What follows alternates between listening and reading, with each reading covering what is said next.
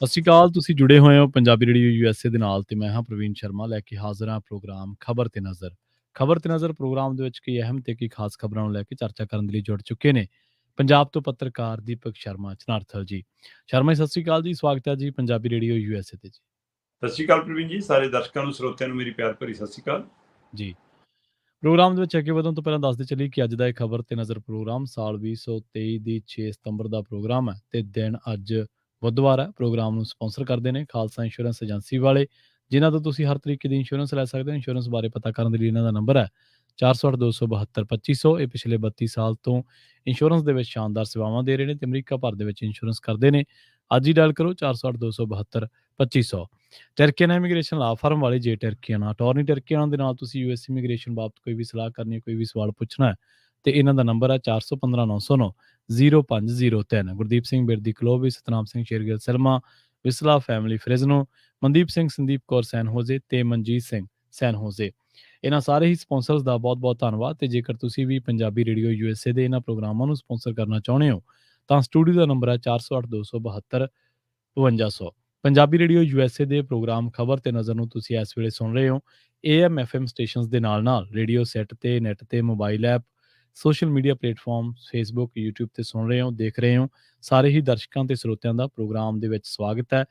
ਸ਼ਰਮਾ ਜੀ, ਖਬਰਾਂ ਦੇ ਵੱਲ ਆਈਏ ਤੇ ਸ਼ੁਰੂਆਤ ਕਰੀਏ ਬਦਲਾਅ ਤੋਂ। ਬਦਲਾਅ ਬਹੁਤ ਵੱਡੇ ਪੱਧਰ ਤੇ ਪ੍ਰਚਾਰਿਆ ਗਿਆ, ਪਰ ਕਹਿੰਦੇ ਕਿ ਜੇਲ੍ਹਾਂ ਦੇ ਵਿੱਚ ਵੀ ਹੁਣ ਬਦਲਾਅ ਆ ਗਿਆ। ਬੈਰਕਾਂ ਕਿਰਾਏ ਤੇ ਮਿਲਣ ਲੱਗ ਪਈਆਂ ਤੇ ਚਿੱਟੇ ਦੀ ਪੇਮੈਂਟ ਦਾ ਤੇ ਇੰਨੇ ਆਪਸ਼ਨ ਹੈ, ਭਾਵੇਂ ਗੂਗਲ ਪੇ ਤੋਂ ਕਰ ਦਿਓ ਜੀ। ਬਿਲਕੁਲ ਪ੍ਰਵੀਨ ਜੀ, ਜੇਲ੍ਹਾਂ ਦੇ ਵਿੱਚ ਪਹਿਲਾਂ ਵੀ ਹਾਲਤ ਕੋਈ ਜ਼ਿਆਦਾ ਚੰਗੀ ਨਹੀਂ ਰਹੀ ਜੀ। ਸਰਕਾਰਾਂ ਚਾਹੇ ਪੰਜਾਬ 'ਚ ਬਦਲਦੀਆਂ ਰਹੀਆਂ, ਜੇਲ੍ਹ ਮੰਤਰੀ ਚਾਹੇ ਬਦਲਦੇ ਰਹੇ, ਜੇਲ੍ਹ ਦੇ ਮੁਖੀ ਚਾਹੇ ਬਦਲਦੇ ਰਹੇ, ਜੇਲ੍ਹ ਦੇ IG DGP ਚਾਹੇ ਬਦਲਦੇ ਰਹੇ, ਪਰ ਜੇਲ੍ਹਾਂ ਦੀ ਹਾਲਤ ਨਹੀਂ ਬਦਲੀ ਜੀ।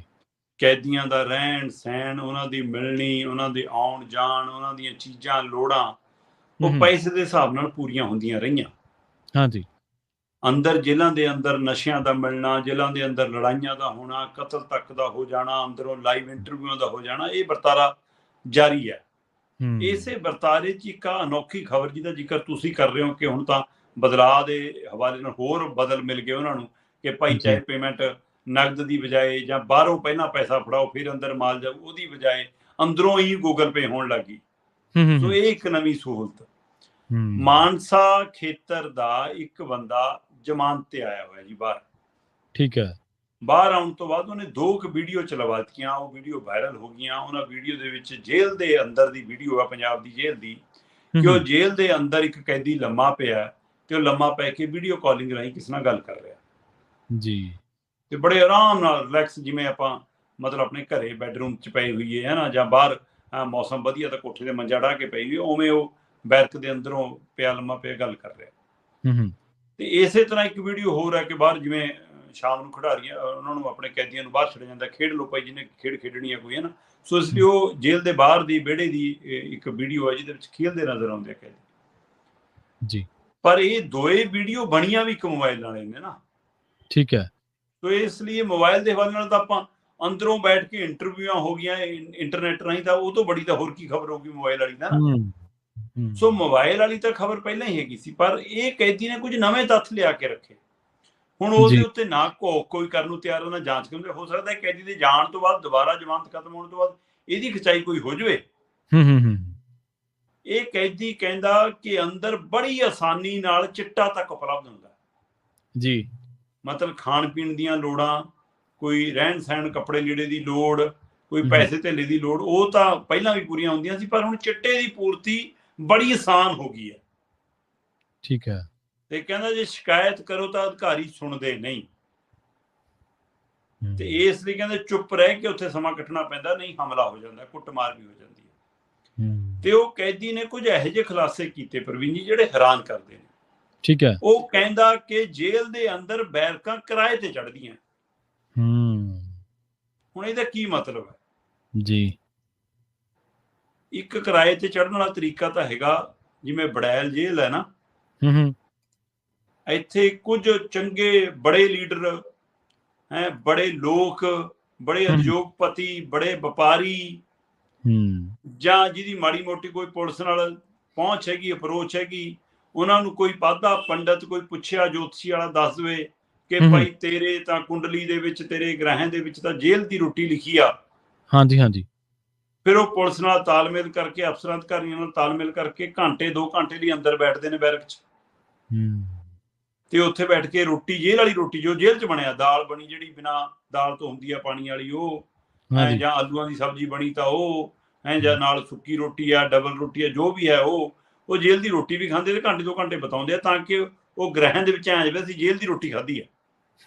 ਜੀ ਆਹ ਕੰਮ ਤਾਂ ਵਿਕਦਾ ਲੰਮੇ ਸਮੇਂ ਤੋਂ ਸੁਣਿਆ ਸੀ ਪਰ ਆਹ ਮਾਨਸੇ ਵਾਲੇ ਕੈਦੀ ਦੇ ਹਵਾਲੇ ਨਾਲ ਪਹਿਲੀ ਵਾਰ ਸੁਣ ਰਹੇ ਆ ਕਿ ਜੇਲ੍ਹ ਦੇ ਅੰਦਰ ਵੀ ਬੈਰਕ ਕਿਰਾਏ ਤੇ ਚੜ੍ਹਦੀ ਆ। ਪਹਿਲੀ ਘੜੀ ਤਾਂ ਮੈਨੂੰ ਸੁਣ ਕੇ ਸਮਝ ਕੇ ਇਹ ਨਹੀਂ ਆਈ ਕਿ ਕੀ ਜਿਵੇਂ ਕਮਰੇ ਕਿਰਾਏ ਤੇ ਚੜ੍ਹਦੇ ਨੇ ਉਵੇਂ ਕਿਰਾਏ ਤੇ ਚੜਾਉਣ ਲੱਗੇ ਕਿ ਭਾਈ ਬਾਹਰ ਨਾਲੋਂ ਸਸਤੀ ਅੰਦਰ ਆ ਕੇ ਰਹਿ ਲਿਆ ਕਰੋ ਸਵੇਰੇ ਚੱਲ ਕੇ ਸ਼ਾਮ ਨੂੰ ਆ ਗਏ। ਬਾਅਦ ਚੋਂ ਫਿਰ ਉਹਨੂੰ ਜਦੋਂ ਮੈਂ ਪੂਰਾ ਘੋਖਿਆ ਉਹ ਸਾਰੀ ਖਬਰ ਨੂੰ ਜਾਣਕਾਰੀ ਹਾਸਲ ਕੀਤੀ ਫਿਰ ਉਹਦੇ ਵਿੱਚ ਤੱਥ ਸਾਹਮਣੇ ਆਏ ਕਿ ਨਹੀਂ ਜਿਹੜੇ ਅੰਦਰ ਕੈਦੀ ਆਉਂਦੇ ਨੇ ਉਹਨਾਂ ਕੈਦੀਆਂ 'ਚ ਜਿਹੜੇ ਬੜੇ ਘਰਾਣਿਆਂ ਦੇ ਜਿਨ੍ਹਾਂ ਨੂੰ ਆਪਣੇ ਕਾਕਾ ਕਹਿੰਦੇ ਨੇ ਕਾਕੇ ਆਉਂਦੇ ਨੇ ਬੜੇ ਘਰਾਂ ਦੇ ਕਾਕੇ ਉਹਨਾਂ ਲਈ ਫਿਰ ਅਚੇਚੀਆਂ ਬੈਰਕਾਂ ਨੇ ਜਿਵੇਂ ਉਹ ਹੁੰਦਾ ਨਾ ਕਿ ਫਿਲਮ ਸ਼ੋਅ ਹੈ ਕੋਈ ਰੈੱਡ ਕਾਰਪੇਟ ਐਂਟਰੀ ਹੁੰਦੀ ਹੈ ਫਿਰ ਹਾਂਜੀ ਉਹਨਾਂ ਲਈ ਬੈਰਕਾਂ 'ਚ ਰੈੱਡ ਕਾਰਪੇਟ ਵਾਲੇ ਉਹ ਨੇ ਬੈਰਕ ਨੇ ਜਿਨ੍ਹਾਂ 'ਚ ਪੂਰਾ ਮੰਜਾ ਬਿਸਤਰਾ ਵਧੀਆ ਉਹਨਾਂ ਨੂੰ ਮਿਲਦਾ ਮਤਲਬ ਖਾਣ ਪੀਣ ਦੀ ਵਧੀਆ ਸਹੂਲਤ ਤੜਕੇ ਤੁੜਕੇ ਸਾਰਾ ਕੁਛ ਤੇ ਉਹ ਵਧੀਆ ਬੈਰਕਾਂ ਉਹਨਾਂ ਨੂੰ ਉਪਲਬਧ ਕਰਾਈ ਜਾਂਦਾ ਉਹਦਾ ਹਰ ਮਹੀਨੇ ਭਾੜਾ ਲਿਆ ਜਾਂਦਾ ਫਿਰ ਅੱਛਾ ਉਹ ਹਰ ਮਹੀਨੇ ਦਾ ਕਿਰਾਏ ਤੇ ਚੜ੍ਹਦੀਆਂ ਨੇ ਤੇ ਜਦੋਂ ਵੱਧ ਕਿਰਾਇਆ ਦੇਣ ਵਾਲਾ ਆ ਜਾਵੇ ਫਿਰ ਉਹ ਹੋਰ ਚੜਾ ਜਾਂਦੀਆਂ ਨੇ। ਸੋ ਇਸ ਲਈ ਕੁਝ ਕੁ ਬੈਰਕਾਂ ਰੱਖੀਆਂ ਨੇ ਸਾਰੀਆਂ ਨਹੀਂ ਉਹੀ ਸਹੂਲਤ ਵਾਲੀਆਂ। ਤੇ ਭਾੜਾ ਜਾਂਦਾ ਅਧਿਕਾਰੀਆਂ ਦੀ ਜੇਬ 'ਚ ਹੈ ਜਾਂ ਜੇਲ੍ਹ ਪ੍ਰਬੰਧਨ ਕੋਲੇ? ਨਹੀਂ ਉਹ ਜੇਲ੍ਹ ਪ੍ਰਬੰਧਨ ਕੋਲੇ ਜਾਂਦਾ ਹੋਊਗਾ ਜੀ ਅੱਗੇ ਕਿਤੇ ਉੱਪਰ ਤੱਕ ਜਾਂਦਾ ਹੋਵੇ ਤਾਂ ਸਾਨੂੰ ਪਤਾ ਨਹੀਂ ਗਾ ਹਿਸਾਬ ਕਿਤਾਬ ਦਾ ਜਦੋਂ ਕੋਈ ਪ੍ਰਬੰਧਕ ਫਸੂਗਾ ਉਹੀ ਆ ਕੇ ਖੁਲਾਸਾ ਕਰੂਗਾ ਕਿ ਮੈਂ ਕਿਹਨੂੰ ਦਿੰਦਾ ਸੀ। ਤਾਂ ਫਿਲਹਾਲ ਤਾਂ ਜਿਹੜਾ ਬੈਰਕ ਦਾ ਤਾਲਾ ਖੋਲਦਾ ਪਹਿਲਾਂ ਤਾਂ ਉਸੇ ਨੂੰ ਮਿਲਦਾ ਹੋਊਗਾ ਨਾ। ਹਾਂਜੀ ਹਾਂਜੀ ਬਿਲਕੁਲ। ਸੋ ਇਸ ਲਈ ਇਹ ਪਹਿਲੂ ਦੂਸਰਾ ਪਹਿਲੂ ਇਹਦੇ ਨਾਲ ਉਹ ਕਹਿੰਦੇ ਕਿ ਜੇਲ੍ਹ ਦੇ ਅੰਦਰ ਨਸ਼ਾ ਵੀ ਆਰਾਮ ਨਾਲ ਮਿਲਦਾ। ਠੀਕ ਹੈ। ਤੇ ਨਸ਼ੇ ਦੀ ਪੇਮੈਂਟ ਜਾਂ ਕਿਸੇ ਹੋਰ ਤਰ੍ਹਾਂ ਦੀ ਵੀ ਚੀਜ਼ ਦੀ ਲੈਣ ਦੇਣ ਦੀ ਪੇਮੈਂਟ ਹੁਣ ਸਾਨੂੰ ਅੰਦਰ ਗੂਗਲ ਪੇ ਜਾਂ ਪੇਟੀਐਮ ਤੱਕ ਦੀ ਸਹੂਲਤ ਉਪਲਬਧ ਆ।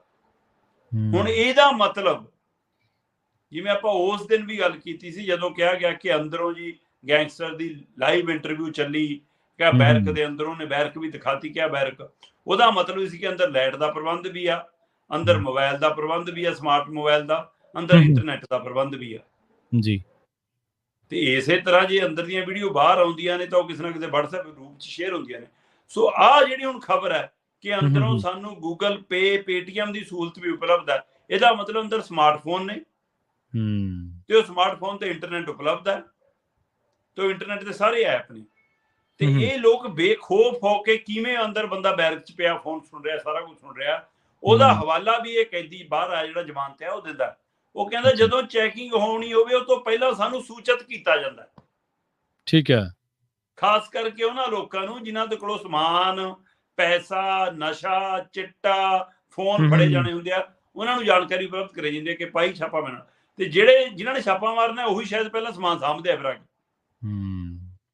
ਸੋ ਇਸ ਲਈ ਇਹ ਇੱਕ ਜੇਲ੍ਹ ਦੇ ਵਿੱਚੋਂ ਪੰਜਾਬ ਦੀ ਇੱਕ ਜੇਲ੍ਹ ਚੋਂ ਜ਼ਮਾਨਤ ਤੇ ਆਏ ਕੈਦੀ ਦੇ ਹਵਾਲੇ ਨਾਲ ਉਹ ਇੱਕ ਲੇਖ ਆਉਂਦਾ ਹੁੰਦਾ ਸੀ ਨਾ ਅੱਗੇ ਕਿ ਇਹ ਮਤਲਬ ਮੇਲੇ ਦਾ ਲੇਖ ਲਿਖੋ ਹੈ ਨਾ ਪਹਾੜਾਂ ਦੀ ਸੈਰ ਦਾ ਲੇਖ ਲਿਖੋ। ਸੋ ਇਹ ਇੱਕ ਜੇਲ੍ਹ ਦੀ ਸੈਰ ਦੇ ਹਵਾਲੇ ਨਾਲ ਪੂਰੀਆਂ ਜੇਲ੍ਹਾਂ ਦਾ ਦ੍ਰਿਸ਼ ਹੈ।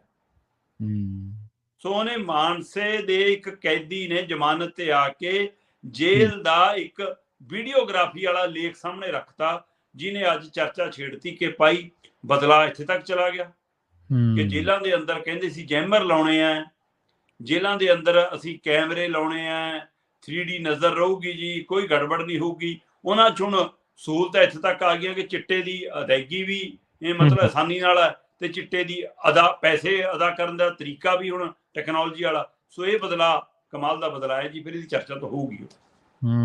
ਜੀ ਜੀ ਬਿਲਕੁਲ ਸ਼ਰਮਾ ਜੀ ਬਦਲਾਅ ਤਾਂ ਕਮਾਲ ਦਾ ਹੀ ਹੈ। ਤੁਸੀਂ ਸ਼ੁਰੂਆਤ ਦੇ ਵਿੱਚ ਹੀ ਕਹਿਦਾ ਸੀਗਾ ਕਿ ਜੇਲ੍ਹਾਂ ਦੇ ਵਿੱਚ ਸਰਕਾਰਾਂ ਵੀ ਬਦਲ ਗਈਆਂ ਮੰਤਰੀ ਵੀ ਬਦਲ ਗਏ ਪਰ ਵਿਵਸਥਾ ਨਹੀਂ ਬਦਲੀ। ਇਹਨੂੰ ਬਦਲਣਾ ਹੁਣ ਔਖਾ ਜਾਂ ਸਰਕਾਰਾਂ ਚਾਹੁੰਦੀਆਂ ਨਹੀਂ ਇਹਦੇ ਪਿੱਛੇ ਇੱਛਾ ਸ਼ਕਤੀ ਨਹੀਂ ਇੱਕ ਬੁਝਾਰਤ ਹੈ। ਅਗਲੀ ਖਬਰ ਦੇ ਵੱਲ ਵਧੀਏ ਸ਼ਰਮਾ ਜੀ ਤੇ ਆਪਾਂ ਕਈ ਦਿਨਾਂ ਤੋਂ ਲੀਡਰਾਂ ਦੇ ਬਿਆਨਾਂ ਦੇ ਬਾਰੇ ਚਰਚਾ ਕਰ ਰਹੇ ਹਾਂ ਲਗਾਤਾਰ। ਹੁਣ ਮਾਨ ਤੇ ਸਿੱਧੂ ਦੇ ਬੋਲਾਂ ਨੇ ਪੰਜਾਬ ਉਲਝਾਤਾ ਜੀ ਤੇ ਇਹਨਾਂ ਨੇ ਬੋਲ ਕੋਈ ਇੰਡੀਆ ਗੱਠਜੋੜ ਬਾਬਤ ਦਿੱਤੇ ਆ ਜਾਂ ਭਾਰਤ ਦਾ ਨਾਂ ਇੰਡੀਆ ਰੱਖਣ ਬਾਬਤ ਦਿੱਤੇ ਆ? ਕੀ ਬੁਝਾਰਤ ਹੈ ਇਹ? ਬਿਲਕੁਲ ਜੀ, ਅੱਜ ਕੱਲ ਇੱਕ ਦੂਜੇ ਨੂੰ ਕੋਈ ਫੋਨ ਕਰਦਾ, ਕੁਛ ਕਰਦਾ ਤਾਂ ਪੁੱਛਦਾ, ਹਾਂਜੀ ਕਿੱਥੇ ਰਹਿੰਦੇ ਹੋ? ਹਾਂਜੀ, ਅਗਲਾ ਕਹਿੰਦਾ ਬਾਈ ਜੀ ਇੱਥੇ ਹੀ ਆ। ਕਹਿੰਦਾ ਨਹੀਂ ਨਹੀਂ ਜੀ, ਕਿਹੜੇ ਮੁਲਕ ਚੋਂ, ਇੰਡੀਆ 'ਚ ਕਿ ਭਾਰਤ 'ਚ? ਭਾਰਤ ਚੋਂ। ਸਹੀ। ਮਤਲਬ ਅਸੀਂ ਆਪਣੇ ਹੀ ਮੁਲਕ ਦੇ ਨਾਂ ਨੂੰ ਲੈ ਕੇ ਆਪਣਾ ਹੀ ਮਜ਼ਾਕ ਉਡਵਾ ਲਿਆ। ਇਹ ਸਾਡੀ ਸਮਝ ਹੈ ਜੀ। ਤੇ ਅੱਜ ਦੇਸ਼ ਦੇ ਸਮੁੱਚੇ ਰਾਸ਼ਟਰੀ ਟੀਵੀਆਂ ਤੇ ਇਹੀ ਬਹਿਸ ਚੱਲੀ ਗਈ, इनको भारत से इतराज क्यों, भारत भी संविधान का हिस्सा तो ये क्यों? फिर जे भारत भी संविधान का हिस्सा तो इंडिया भी संविधान का हिस्सा सी, तुसीं ये धारा क्यों बदली? ਤੁਸੀਂ ਜਿੱਥੇ ਅੱਜ ਤੱਕ ਪ੍ਰੈਜ਼ੀਡੈਂਟ ਆਫ ਇੰਡੀਆ ਲਿਖਦੇ ਸੀ ਉੱਥੇ ਪ੍ਰੈਜ਼ੀਡੈਂਟ ਆਫ ਭਾਰਤ ਕਿਉਂ ਲਿਖਿਆ? ਇਹਦੇ ਪਿੱਛੇ ਕੀ ਮਨਸ਼ਾ ਕੰਮ ਕਰਦੀ ਹੈ? ਜੀ ਜੀ। ਸੋ ਇਹ ਸਾਰੇ ਵਰਤਾਰੇ ਦੇ ਵਿਚਾਲੇ ਪੰਜਾਬ ਦੇ ਵਿੱਚ ਬੀਬੀ ਅਨਮੋਲ ਗਗਨ ਮਾਨ ਦੇ ਬੋਲ, ਅੱਛਾ, ਤੇ ਪੰਜਾਬ ਦੇ ਵਿੱਚ ਨਵਜੋਤ ਸਿੰਘ ਸਿੱਧੂ ਦੇ ਬੋਲ ਅੱਜ ਖਾਸੇ ਚਰਚਾ 'ਚ ਨੇ। ਆਪੋ ਆਪਣੇ ਲੀਡਰਾਂ ਨੂੰ ਚੈਲੰਜ ਕਰਦੇ ਵਾਲੇ ਬੋਲ ਨੇ, ਆਪੋ ਆਪਣੀ ਪਾਰਟੀ ਨੂੰ ਕਟਹਿਰੇ 'ਚ ਖੜਦੇ ਬੋਲ ਨੇ ਜੀ। ਇੱਕ ਪਾਸੇ ਬੀਬੀ ਅਨਮੋਲ ਗਗਨ ਮਾਨ ਆਖਦੀ ਆ ਕਿ ਕਿਹੜਾ ਗੱਠਜੋੜ, ਕਿਹਨਾਂ ਨਾਲ ਗੱਠਜੋੜ, ਕਿਉਂ ਕਰਾਂਗੇ ਗੱਠਜੋੜ, ਸਾਡੇ ਕੋਲ ਸਾਰਾ ਕੁਛ ਹੈ, ਸਾਡੀ ਪੂਰੀ ਤਿਆਰੀ ਹੈ, 13 ਤੇ ਲੜ ਲਾਂਗੇ ਇਸ ਤਾਂ। ਜਿਵੇਂ ਇੱਕ ਵਾਰ ਸੁਖਬੀਰ ਬਾਦਲ ਨੇ ਕਿਹਾ ਸੀ ਕਿ ਅਸੀਂ 14 ਦੀਆਂ 14 MP ਸੀਟਾਂ ਜਿੱਤਾਂਗੇ, ਹਾਂਜੀ, ਪਿੱਛੇ ਖੜੇ ਲੀਡਰ ਨੇ ਕਿਹਾ ਕਿ ਮਹਾਰਾਜ ਪੰਜਾਬ 'ਚ 13 ਨੇ, ਕਹਿੰਦਾ ਨਹੀਂ ਮੈਂ ਚੰਡੀਗੜ੍ਹ ਵਾਲੀ ਵੀ ਗੱਲ ਕਰਦਾ ਨਾ, 14 ਵੀ ਉਹ ਵੀ ਜਿੱਤ ਲੈਣੀ ਆਪਾਂ। ਅੱਛਾ, ਕਹਿੰਦਾ ਮੈਂ ਤਾਂ 14 ਕਹਿਣਾ। ਸੋ ਉਸੇ ਤਰ੍ਹਾਂ ਬੀਬੀ ਅਨਮੋਲ ਗਗਨ ਮਾਨ ਕਹਿੰਦੀ ਕਿਹੜਾ ਗੱਠਜੋੜ, ਕਿਹਨਾਂ ਨਾਲ ਗੱਠਜੋੜ, ਕਿਹੜੇ ਹਾਈ ਕਮਾਨ ਨੇ ਕਿਹਾ? ਕਹਿੰਦਾ ਉਹੀ ਰੌਲਾ ਪਾਈ ਜਾਂਦੇ ਹੋ, ਕੋਈ ਹਾਈ ਕਮਾਨ ਨੇ ਸਾਨੂੰ ਹਦਾਇਤ ਨਹੀਂ ਕੀਤੀ, ਸਾਡੀ ਪੂਰੀ ਤਿਆਰੀ ਹੈ, ਅਸੀਂ 13 ਦੀ 13 ਤੇ ਲੜਾਂਗੇ। ਤੇ ਉਸ ਵੀਡੀਓ ਦੇ ਵਿੱਚ, ਉਸ ਬੋਲਾਂ ਦੇ ਵਿੱਚ ਬੀਬੀ ਅਨਮੋਲ ਗਗਨ ਮਾਨ ਜੀ ਬਾਰ-ਬਾਰ ਇੱਕ ਨਾਮ ਲੈਂਦੀ ਆ। ਅੱਛਾ। ਉਹ ਨਾਮ ਵੈਸੇ ਤਾਂ ਸਮੁੱਚੇ 92 ਦੇ 92 MLA ਨੂੰ ਰੂਟੀਨ 'ਚ ਲੈਣਾ ਚਾਹੀਦਾ, ਪਰ ਜੇ ਭਗਵੰਤ ਮਾਨ ਜੀ ਨੂੰ ਲਾਂਭੇ ਕਰ ਲਈਏ ਕਿ ਉਹ ਮੁੱਖ ਮੰਤਰੀ ਨੇ, ਤਾਂ ਫਿਰ ਬਾਕੀ 91 ਨੂੰ ਤਾਂ ਉਹ ਨਾਮ ਬਿਲਕੁਲ ਲੈਣਾ ਚਾਹੀਦਾ ਕਿ ਸਾਡੇ ਮੁੱਖ ਮੰਤਰੀ ਭਗਵੰਤ ਮਾਨ ਜੀ ਅਨੁਸਾਰ, ਸਾਡੇ ਪਾਰਟੀ ਦੇ ਪ੍ਰਧਾਨ ਭਗਵੰਤ ਮਾਨ ਜੀ ਅਨੁਸਾਰ। ਪਰ ਉਹ 91 ਦੇ 91 ਬੰਦੇ ਅਕਸਰ ਜਦੋਂ ਵੀ ਹਾਈ ਕਮਾਂਡ ਦੀ ਗੱਲ ਕਰਦੇ ਨੇ, ਆਪਣੀ ਸੁਪਰੀਮੋ ਦੀ ਗੱਲ ਕਰਦੇ ਨੇ, ਤਾਂ ਪਹਿਲਾਂ ਅਰਵਿੰਦ ਕੇਜਰੀਵਾਲ ਜੀ ਦਾ ਨਾਂ ਲੈਂਦੇ ਨੇ। ਵੈਸੇ ਉਹ ਪਾਰਟੀ ਸੁਪਰੀਮੋ ਵੀ ਨੇ, ਪਰ ਕਾਗਜ਼ਾਂ 'ਚ ਤਾਂ ਉਹ ਪੰਜਾਬ ਦੇ ਵੀ ਕਨਵੀਨਰ ਨੇ। ਉਹ ਦਸਤਾਵੇਜ਼ ਆ ਗਏ ਸੀ, ਜਨਤਕ ਹੋ ਗਏ ਸੀ। ਹਾਂਜੀ। ਸੋ ਇਸ ਲਈ ਅੱਜ ਅਨਮੋਲ ਗਗਨ ਮਾਨ ਨੇ ਇਕੱਲੇ ਭਗਵੰਤ ਮਾਨ ਦੀ ਹੀ ਮਾਲਾ ਜਪੀ। ਅੱਛਾ। ਸਾਡੇ ਮੁਖੀ ਭਗਵੰਤ ਮਾਨ ਜੀ, ਉਹਨਾਂ ਦੇ ਹਵਾਲੇ ਨਾਲ ਸਾਡੇ ਆਗੂ ਭਗਵੰਤ ਮਾਨ ਜੀ, ਉਹਨਾਂ ਭਗਵੰਤ ਮਾਨ ਜੀ ਦੀ ਦੇਖ ਰੇਖ ਬਾਰ-ਬਾਰ 7-8 ਵਾਰ ਉਹਦਾ ਜ਼ਿਕਰ ਕੀਤਾ ਹੋਣਾ। ਕੀ ਇਹਦੇ ਪਿੱਛੇ ਕੋਈ ਸ਼ਰਾਰਤ ਆ? ਕੀ ਬੀਬੀ ਅਨਮੋਲ ਗਗਨ ਮਾਨ ਨੇ ਹੁਣ ਆਪਣਾ ਹਾਈ ਕਮਾਂਡ ਇਕੱਲੇ ਭਗਵੰਤ ਮਾਨ ਨੂੰ ਮੰਨ ਲਿਆ? ਕੀ ਪਾਰਟੀ ਦੇ ਅੰਦਰ ਕੋਈ ਗਰੁੱਪਿਜ਼ਮ ਉੱਭਰ ਰਿਹਾ? ਜੀ ਜੀ। ਉਸ ਗੱਲ ਦਾ ਸੰਕੇਤ ਆ। ਜਾਂ ਜਿਹੜੀ ਪਾਰਟੀ ਸਕ੍ਰਿਪਟਾਂ ਲਿਖ ਕੇ ਖੇਡ ਖੇਡਣ 'ਚ ਮਾਹਰ ਆ, ਉਸ ਨੇ ਸਕ੍ਰਿਪਟ ਦਿੱਲੀ ਤੋਂ ਭੇਜੀ ਬੀਬੀ ਲਈ, ਜਿਹੜੀ ਬੀਬੀ ਕੇਜਰੀਵਾਲ ਜੀ ਦਾ ਨਾਂ ਲੈ ਕੇ ਛਿੱਕ ਮਾਰਦੀ ਸੀ। ਉਹ ਬੀਬੀ ਅੱਜ ਭਗਵੰਤ ਮਾਨ ਜੀ ਦੇ ਨਾਂ ਤੇ ਗੱਲਾਂ ਕਰ ਰਹੀ ਹੈ। ਕੀ ਇਹ ਸਕ੍ਰਿਪਟ ਦਿੱਲੀ ਤੋਂ ਆਈ ਕਿ ਭਾਈ ਐਂ ਚੜਾ ਦੇ ਪੱਟੇ ਤੇ ਬਾਅਦ ਚੋਂ ਭਗਵੰਤ ਮਾਨ ਨੂੰ ਕਟਹਿਰੇ 'ਚ ਖੜਾ ਕਰਾਂਗੇ, ਕਿਹਾ ਕੀ ਕਰਾ ਰਿਹਾ ਤੂੰ, ਤੇਰੇ ਕਹੇ ਤੇ ਆ ਕੁਛ ਹੋਣ ਲੱਗ ਗਿਆ, ਕੌਣ ਬੋਲ ਰਿਹਾ? ਜਾਂ ਹਰਪਾਲ ਚੀਮਾ ਇੱਕ ਅੱਡ ਧੜੇ 'ਚ ਤੇ ਬੀਬੀ ਅਨਮੋਲ ਗਗਨ ਮਾਨ ਅੱਡ ਧੜੇ 'ਚ, ਕੀ ਹਰਪਾਲ ਚੀਮਾ ਦੀ ਗੱਲ ਕੱਟੀ ਆ ਬੀਬੀ ਨੇ ਜੀ, ਜਾਂ ਪਾਰਟੀ ਦੇ ਅੰਦਰ ਦਾ ਕੋਈ ਫਰਮਾਨ ਸੁਣਾਇਆ? ਹਰਪਾਲ ਚੀਮਾ ਹੋਰੀ ਕਹਿੰਦੇ ਕਿ ਬਿਲਕੁਲ ਸਹੀ ਫੈਸਲਾ ਜੀ, ਮਿਲ ਕੇ ਲੜਨਾ ਚਾਹੀਦਾ, ਦੇਸ਼ ਹਿੱਤ ਦੇ ਵਿੱਚ ਹੈ, ਤੇ ਇਸ ਲਈ ਅਸੀਂ ਮਿਲ ਕੇ ਲੜਾਂਗੇ ਕਾਂਗਰਸ ਨਾਲ ਵੀ। ਤੇ ਬੀਬੀ ਅਨਮੋਲ ਗਗਨ ਮਾਨ ਕਹਿੰਦੀ ਭੁੱਲ ਜਾਓ, ਕੋਈ ਗੱਠਜੋੜ ਨਹੀਂ, ਸਾਨੂੰ ਕੋਈ ਹਦਾਇਤ ਨਹੀਂ। ਬੇਸ਼ੱਕ ਕੱਲ ਨੂੰ ਕਹਿ ਦੇਵੇ ਅੱਛਾ ਉਹ ਮੈਨੂੰ ਪਤਾ ਨਹੀਂ ਸੀ, 5 ਮਿੰਟ 'ਚ ਨਹੀਂ ਮਿਲਦਾ MSP, ਹਾਂਜੀ ਹਾਂਜੀ ਬਿਲਕੁਲ, ਉਹ ਚੁਟਕੀ। ਸੋ ਇਸ ਲਈ ਉਹ ਤੋਂ ਪਲਟ ਗਈ ਤਾਂ ਹੁਣ ਇਹ ਤੋਂ ਵੀ ਪਲਟ ਜਾਵੇ ਬੀਬੀ, ਇਹ ਤਾਂ ਨਹੀਂ ਪਤਾ। ਪਰ ਅੱਜ ਦੀ ਤਰੀਕ 'ਚ ਪੰਜਾਬ 'ਚ ਚਰਚਾ ਖੂਬ ਹੈ ਬੀਬੀ ਅਨਮੋਲ ਗਗਨ ਮਾਨ ਦੇ ਬੋਲਾਂ ਦੀ। ਇਹਦੇ ਕੀ ਰਾਜਨੀਤਿਕ ਮਾਇਨੇ ਨੇ? ਪਾਰਟੀ ਦੇ ਅੰਦਰ ਖਿਲਾਰਾ ਪੈ ਗਿਆ, ਜਾਂ ਪਾਰਟੀ ਨੇ ਵੱਖਰਾ ਸਟੈਂਡ ਲੈ ਲਿਆ, ਜਾਂ ਪੰਜਾਬ ਵਾਲੇ ਹੁਣ ਅੱਡ ਹੋ ਗਏ, ਦਿੱਲੀ ਵਾਲੇ ਅੱਡ ਹੋ ਗਏ, ਕੋਈ ਧੜਾਬਾਜੀ ਹੋ ਗਈ? ਇਹ ਪਹਿਲੂ ਦੀ ਚਰਚਾ ਬਹੁਤ ਆ। ਤੇ ਇਸੇ ਤਰ੍ਹਾਂ ਪੰਜਾਬ ਕਾਂਗਰਸ ਦੀ ਲੀਡਰਸ਼ਿਪ ਤੋਂ ਹਟ ਕੇ, ਉਹਨਾਂ ਦੀ ਲਾਈਨ ਤੋਂ ਹਟ ਕੇ ਨਵਜੋਤ ਸਿੰਘ ਸਿੱਧੂ ਦਾ ਬਿਆਨ ਜੀ ਜੀ, ਤੇ ਨਵਜੋਤ ਸਿੰਘ ਸਿੱਧੂ ਦਾ ਬਿਆਨ ਕੀ ਇਹ ਰਾਹੁਲ, ਸੋਨੀਆ, ਪ੍ਰਿਯੰਕਾ ਖੜਗੇ ਉਹਨਾਂ ਨੂੰ ਖੁਸ਼ ਕਰ ਲਈਏ ਜਾਂ ਕੇਜਰੀਵਾਲ ਨੂੰ ਖੁਸ਼ ਕਰ ਲਈਏ? ਚਰਚਾ ਇਸ ਗੱਲ ਦੀ ਜੀ। ਨਵਜੋਤ ਸਿੰਘ ਸਿੱਧੂ ਕਹਿੰਦੇ ਜੀ ਆਪਣੀ ਹਾਈ ਕਮਾਂਡ ਨੂੰ ਖੁਸ਼ ਕਰਨਾ ਚਾਹੁੰਦੇ ਆ, ਜਿਹੜੀ ਅੱਜ ਕੱਲ੍ਹ ਤੋਂ ਨਾਰਾਜ਼ ਨਿਰਾਸ਼ ਜਾਂ ਉਹਨੂੰ ਲਾਂਭੇ ਕਰਕੇ ਚੱਲਦੀ ਆ। ਅੱਛਾ। ਪਰ ਦੂਸਰੇ ਪਾਸੇ ਕੁਝ ਦਿਨ ਪਹਿਲਾਂ ਬੀਬੀ ਨਵਜੋਤ ਕੌਰ ਸਿੱਧੂ ਨੇ ਸੰਕੇਤ ਦਿੱਤੇ ਸੀ ਕਿ ਸਾਨੂੰ ਆਮ ਆਦਮੀ ਪਾਰਟੀ ਤੋਂ ਵੀ ਕੋਈ ਇਤਰਾਜ਼ ਨਹੀਂ, ਆਮ ਆਦਮੀ ਪਾਰਟੀ ਵੀ ਚੰਗੀ ਹੈ, ਕੇਜਰੀਵਾਲ ਜੀ ਵੀ ਚੰਗੇ ਨੇ। ਠੀਕ ਹੈ। ਕਿ ਉਹ ਸੰਕੇਤ ਤੋਂ ਗਾਂਹ ਵੱਧ ਕੇ ਨਵਜੋਤ ਸਿੰਘ ਸਿੱਧੂ ਨੇ ਇਸ ਗੱਲ ਦੀ ਪਹਿਲ ਕਦਮੀ ਕੀਤੀ ਹੈ। ਫੈਸਲਾ ਨਵਜੋਤ ਸਿੰਘ ਸਿੱਧੂ ਕਹਿੰਦੇ ਮੈਂ ਤਾਂ ਆਪਣੀ ਪਾਰਟੀ ਲਾਈਨ ਤੇ ਬੋਲਿਆ, ਹਾਈ ਕਮਾਂਡ ਦੀ ਪਾਰਟੀ ਲਾਈਨ ਹੈ ਸਾਡੀ, ਕਿ ਹਾਈ ਕਮਾਂਡ ਨੇ ਜੇ ਗੱਠਜੋੜ ਦਾ ਤੈਅ ਕਰ ਲਿਆ ਤਾਂ ਅਸੀਂ ਵੀ ਉਸੇ ਗੱਠਜੋੜ ਦਾ ਹਿੱਸਾ ਬਣਾਂਗੇ ਜੀ। ਜਦੋਂ ਕਿ ਹਾਈ ਕਮਾਂਡ ਤਾਂ ਛੱਡੋ, ਜਿਹੜਾ ਗਰੁੱਪ ਬਣਿਆ ਇੰਡੀਆ 'ਚ ਤਾਂ ਉਹਨੇ ਨਹੀਂ ਤੈਅ ਕੀਤਾ ਕੁਝ। ਪ੍ਰਵੀਨ ਜੀ, ਇੰਡੀਆ ਨਾਂ ਦੇ ਗੱਠਜੋੜ ਦੇ ਵਿੱਚ ਕਿੱਥੇ ਤੈਅ ਹੋਇਆ ਕਿ ਕੌਣ ਕਿਹੜੇ ਸੂਬੇ ਤੋਂ ਲੜੂਗਾ? ਨਹੀਂ ਤੈਅ ਹੋਇਆ। ਬਿਲਕੁਲ ਸਹੀ ਹੈ। ਜਾਂ ਕਿਵੇਂ ਸੀਟਾਂ ਦਾ ਬਟਵਾਰਾ ਹੋਣਾ, ਅਜੇ ਉਹਦੇ ਲਈ ਤਾਂ ਕਮੇਟੀਆਂ ਬਣੀਆਂ। ਜੇ ਗੱਠਜੋੜ ਦੀ ਉਹ ਗੱਲ ਆ ਹਾਂਜੀ, ਤਾਂ ਫਿਰ ਤਾਂ ਮਤਲਬ ਕਿ 26 ਦਲ ਨੇ ਉਹਦੇ ਵਿੱਚ, ਫਿਰ ਤਾਂ 26 ਦਾ ਗੱਠਜੋੜਾ। ਪੰਜਾਬ 'ਚ ਅੱਧੇ ਅੱਧੇ ਲੜਨਗੇ ਹਰੇਕ ਸੀਟ ਤੋਂ। 13 ਸੀਟਾਂ ਨੇ, 26 ਦਲ ਨੇ ਜੀ, ਫਿਰ ਤਾਂ ਸਾਰੇ ਹੀ ਲੜਨਗੇ ਨਾ। ਗੱਠਜੋੜ ਤਾਂ ਸਾਰਿਆਂ ਦਾ ਹੋਇਆ ਫਿਰ ਉਹ ਸਾਰਿਆਂ ਦੇ ਉਮੀਦਵਾਰ ਵੀ ਲੜਨਗੇ। ਇਹ ਚਰਚਾ ਕਿਉਂ? ਇਹ ਚਰਚਾ ਇਸ ਲਈ ਆ ਕਿ ਦਿੱਲੀ ਦੇ ਵਿੱਚ ਵੀ 36 ਦਾ ਅੰਕੜਾ ਕਾਂਗਰਸ ਦੇ ਆਪ ਦਾ, ਪੰਜਾਬ 'ਚ ਵੀ 36 ਦਾ ਅੰਕੜਾ ਕਾਂਗਰਸ ਦੇ ਆਪ ਦਾ, ਤੇ ਦੋਏ ਥਾਵਾਂ ਤੇ ਆਪ ਦੀ ਸਰਕਾਰ ਹੈ ਤੇ ਕਾਂਗਰਸ ਲਾਂਭੇ ਆ। ਤੇ ਪਰ ਦਿੱਲੀ 'ਚ ਇਹ ਕਹਿੰਦੇ ਅਸੀਂ ਇੰਡੀਆ ਦਾ ਹਿੱਸਾ ਤਾਂ ਬਣ ਗਏ, ਪਰ ਦਿੱਲੀ 'ਚ ਸਾਡੇ ਕੋਲ ਸੀਟਾਂ ਵੱਧ ਨੇ ਇਹਦੀਆਂ ਆਪਣੀਆਂ ਵਿਧਾਨ ਸਭਾ ਦੀਆਂ, ਇਸ ਲਈ ਸਾਡੀਆਂ MP ਸੀਟਾਂ ਵੱਧ ਹੋਣੀਆਂ ਚਾਹੀਦੀਆਂ, ਕਾਂਗਰਸ ਘੱਟ ਤੇ ਲੜੇ।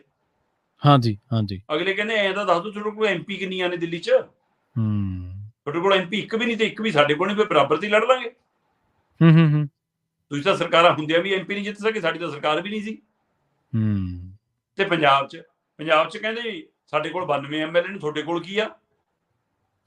ਉਹ ਕਹਿੰਦੇ ਸਾਡੇ ਕੋਲ 8 MP ਸੀ, ਹੁਣ 7 ਰਹਿ ਗਏ, 7 ਚੋਂ ਪ੍ਰਨੀਤ ਕੌਰ ਵੀ ਕੱਢਣੀ ਕੱਢ ਲਓ ਤਾਂ ਵੀ 6 ਤਾਂ ਹੈਗੇ, ਤੁਹਾਡੇ ਕੋਲ ਤਾਂ 1 ਆ ਜੀ। ਉਹ ਵੀ ਤੁਸੀਂ ਕਿਵੇਂ ਜਿੱਤਿਆ ਸਾਨੂੰ ਪਤਾ, ਪਹਿਲਾਂ ਮੁੱਖ ਮੰਤਰੀ ਵਾਲੀ ਸੀਟ ਵੀ ਹਾਰ ਗਏ ਸੀ ਤੁਸੀਂ। ਸੋ ਇਸ ਲਈ ਇਹ ਟਕਰਾਅ ਵਧਣਾ ਅਜੇ। ਠੀਕ ਹੈ। ਇੱਥੇ ਤੱਕ ਨੁਕਤਾ ਆਉਣਾ ਜਦੋਂ ਕਿ ਇੰਡੀਆ ਦਲਾਂ ਨੇ ਜੇ ਤੈਅ ਹੀ ਨਹੀਂ ਕੀਤਾ ਕਿ ਕਿਹੜੇ ਦਲ ਨੇ ਕਿਹੜੇ ਕਿਹੜੇ ਸੂਬੇ 'ਚ ਚੋਣ ਲੜਨੀ ਔਰ ਕਿਹੜੀ ਕਿਹੜੀ ਸੀਟ ਕਿਹਨੂੰ ਛੱਡਣੀ, ਕੀ ਉਹਨਾਂ ਦੀ 19 ਮੈਂਬਰੀ ਕਮੇਟੀ ਤੈਅ ਕਰੂਗੀ ਜਾਂ ਆਪੋ ਆਪਣੀਆਂ ਪਾਰਟੀਆਂ ਨੂੰ ਛੱਡ ਦੇਣਗੇ, ਆਪਣੇ ਆਪਣੇ ਹਿਸਾਬ ਨਾਲ ਕਰ ਲਓ ਹਿਸਾਬ ਕਿਤਾਬ। ਸੋ ਉੱਥੇ ਤੈਅ ਨਹੀਂ ਕੁਝ, ਇੱਥੇ ਪਹਿਲਾਂ ਹੀ ਉਹ ਮਤਲਬ ਕਿ ਉਹ ਕੀ ਕਹਾਵਤ ਹੈ ਨਾ ਕਿ ਉਹ ਅਜੇ ਨਿਆਣਾ ਜੰਮਿਆ ਵੀ ਨਹੀਂ, ਨਾ ਪਹਿਲਾਂ ਰੱਖਣ ਲੱਗ ਗਏ। ਸੋ ਇਹ ਉਸ ਤਰ੍ਹਾਂ ਦਾ ਵਰਤਾਰਾ ਹੈ ਕਿ ਅਜੇ ਕੁਝ ਇੰਡੀਆ ਦੇ ਗੱਠਜੋੜ ਦੇ ਵਿੱਚ ਅਜੇ ਕੁਝ ਤੈਅ ਵੀ ਨਹੀਂ ਹੋਇਆ ਕਿ ਕਿਹੜੇ ਕਿਹੜੇ ਸੂਬੇ ਤੋਂ ਕਿਹੜੀ ਕਿਹੜੀ ਪਾਰਟੀ ਨੇ ਕਿਵੇਂ ਲੜਨਾ। ਇੱਥੇ ਕਲੇਸ਼ ਪੈ ਗਿਆ। ਹੁਣ ਇਹ ਕਲੇਸ਼ ਦੇ ਵਿੱਚ ਕੌਣ ਕੇਜਰੀਵਾਲ ਨੂੰ ਖੁਸ਼ ਕਰਨਾ ਚਾਹੁੰਦਾ ਹੈ, ਕੌਣ ਰਾਹੁਲ ਪ੍ਰਿਅੰਕਾ ਨੂੰ ਖੁਸ਼ ਕਰਨਾ ਚਾਹੁੰਦਾ? ਕੀ ਨਵਜੋਤ ਸਿੰਘ ਸਿੱਧੂ ਕੇਜਰੀਵਾਲ ਨੂੰ ਖੁਸ਼ ਕਰਨਾ ਚਾਹੁੰਦੇ ਨੇ? ਕੀ ਨਵਜੋਤ ਸਿੰਘ ਸਿੱਧੂ ਫਿਰ ਤੋਂ ਅੰਮ੍ਰਿਤਸਰ ਤੋਂ ਹੀ MP ਦੀ ਸੀਟ ਲੜਨਾ ਚਾਹੁੰਦੇ ਨੇ? ਇਸ ਤੋਂ ਪਹਿਲਾਂ ਗੁਰਜੀਤ ਔਜਲਾ ਇਹ ਜਿਹਾ ਸੰਕੇਤ ਦੇ ਚੁੱਕੇ ਨੇ। ਅੱਛਾ, ਉਹ ਕਹਿ ਚੁੱਕੇ। ਇਸ ਤੋਂ ਪਹਿਲਾਂ ਗੁਰਜੀਤ ਔਜਲਾ ਇਸ ਮੌਕੇ MP ਨੇ ਅੰਮ੍ਰਿਤਸਰ ਦੇ। ਹਾਂਜੀ ਹਾਂਜੀ। ਤੇ ਗੁਰਜੀਤ ਔਜਲਾ ਦਾ ਵੀ ਲਗਭਗ ਇਹੋ ਜਿਹਾ ਬਿਆਨ ਹੈ ਕਿ ਅਸੀਂ ਹਾਈ ਕਮਾਂਡ ਨਾਲ ਸਹਿਮਤ ਹਾਂ, ਜੋ ਹਾਈ ਕਮਾਂਡ ਫੈਸਲਾ ਲਊਗੀ ਸਾਨੂੰ ਮਨਜ਼ੂਰ ਆ। ਜਦੋਂ ਕਿ ਚਰਚਾ ਹੈ ਕਿ ਅੰਮ੍ਰਿਤਸਰ ਦੀ ਸੀਟ ਜੇ ਸੀਟਾਂ ਬਦਲੀਆਂ ਗਈਆਂ ਤਾਂ ਅੰਮ੍ਰਿਤਸਰ ਦੀ ਸੀਟ ਆਪ ਕੋਲ ਜਾ ਸਕਦੀ ਆ। ਅੱਛਾ, ਜੇ ਗੱਠਜੋੜ ਹੁੰਦਾ ਤਾਂ, ਜੇ ਕਾਂਗਰਸ ਦੇ ਆਪ ਦਾ ਗੱਠਜੋੜ ਹੁੰਦਾ, ਤੇ ਇਸ ਲਈ ਗੁਰਜੀਤ ਔਜਲਾ ਤਾਂ ਵੀ ਹਾਮੀ ਭਰ ਰਿਹਾ। ਤੇ ਜਿਹਦੇ ਬਾਰੇ ਚਰਚਾ ਸੀ ਕਿ ਹੋ ਸਕਦਾ ਇਹ BJP 'ਚ ਨਾ ਚਲਾ ਜਾਵੇ। ਜਿਹੜੇ ਮੌਜੂਦਾ 3 MPਆਂ ਦੀ ਆਉਣ ਦੀ ਚਰਚਾ ਸੀ, ਉਹਨਾਂ ਜਿਹਨਾਂ ਦਾ ਨਾਮ ਵੀ ਚੱਲਣ ਲੱਗ ਗਿਆ ਸੀ ਇੱਕ ਵਾਰ। ਪਰ ਕੀ ਹੁਣ ਇਹ ਗੁਰਜੀਤ ਔਜਲਾ ਆਪ ਕੰਨੀ ਵੀ ਜਾਣ ਲਈ ਤਿਆਰ ਸੀ, ਪਰ ਹੁਣ ਜੇ ਗੱਠਜੋੜ ਹੁੰਦਾ ਤਾਂ ਉਹਨੂੰ ਲੱਗਦਾ ਮੈਂ ਹੀ ਸਾਂਝਾ ਉਮੀਦਵਾਰ ਹੋ ਜਾਵਾਂ।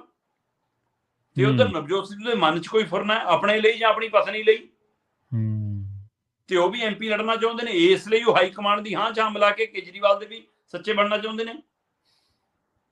ਜਾਂ ਇਹ ਤੈਅ ਹੀ ਆ ਕਿ ਪਾਰਟੀ ਦੇ ਅੰਦਰ ਰਹਿ ਕੇ ਮੈਂ ਵਿਰੋਧ ਕਰਨਾ, ਜੋ ਮੇਰਾ ਪ੍ਰਧਾਨ ਬੋਲੂ, ਜੋ ਵਿਰੋਧੀ ਧਿਰ ਦਾ ਲੀਡਰ ਬੋਲੂ, ਜੋ ਮੇਰਾ ਵਾਈਸ ਪ੍ਰਧਾਨ ਬੋਲੂ, ਮੈਂ ਉਹਦੇ ਪਰ ਨਹੀਂ ਕੱਢਣਾ। ਸੋ ਕੀ ਨਵਜੋਤ ਸਿੰਘ ਸਿੱਧੂ ਨੇ ਧਾਰਿਆ ਹੋਈ ਹੈ ਕਿ ਮੈਂ ਵਿਰੋਧ ਕਰਨਾ? ਜੇ ਚੰਨੀ ਮੁੱਖ ਮੰਤਰੀ ਸੀ ਤਾਂ ਉਹਦਾ ਵਿਰੋਧ ਆ, ਜੇ ਇਹ ਮਤਲਬ ਸੁਨੀਲ ਜਾਖੜ ਪ੍ਰਧਾਨ ਸੀ ਤਾਂ ਉਹਦਾ ਵਿਰੋਧ ਆ, ਹੈ ਜੇ ਕੈਪਟਨ ਮੁੱਖ ਮੰਤਰੀ ਸੀ ਉਹਦੇ ਬੈਠਿਆ ਮੈਂ ਸਾਹਮਣੇ ਉਹਦਾ ਵਿਰੋਧ ਕਰੂੰਗਾ, ਪ੍ਰਧਾਨਗੀ ਸਾਹਮਣੇ ਆ। ਸੋ ਅੱਜ ਮੈਂ ਹੁਣ ਵਾਲੀ ਟੀਮ ਦਾ ਵਿਰੋਧ ਕਰੂੰਗਾ, ਪਰ ਮੈਂ ਹਾਈ ਕਮਾਂਡ ਨੂੰ ਦਿਖਾਊਂਗਾ ਮੈਂ ਤੁਹਾਡਾ ਹੈ ਜਾਂ ਕੇਜਰੀਵਾਲ ਦਾ ਹੈ। ਅਨਮੋਲ ਗਗਨ ਮਾਨ ਕੇਜਰੀਵਾਲ ਦੇ ਕੋਟੇ 'ਚੋਂ ਬੋਲੀ ਕਿ ਭਗਵੰਤ ਮਾਨ ਦੇ ਕੋਟੇ 'ਚੋਂ ਬੋਲੀ, ਚਰਚਾ ਹੈ ਜੀ। ਸੋ ਇਸ ਨੇ ਦੋਵਾਂ ਦੇ ਵਿਵਾਦਾਂ ਨੇ ਫਿਲਹਾਲ ਬੋਲਾਂ ਨੇ ਪੰਜਾਬ ਉਲਝਾਇਆ ਹੋਇਆ। ਸਵੇਰ ਨੂੰ ਪਤਾ ਨਹੀਂ ਕੀ ਹੋਣਾ।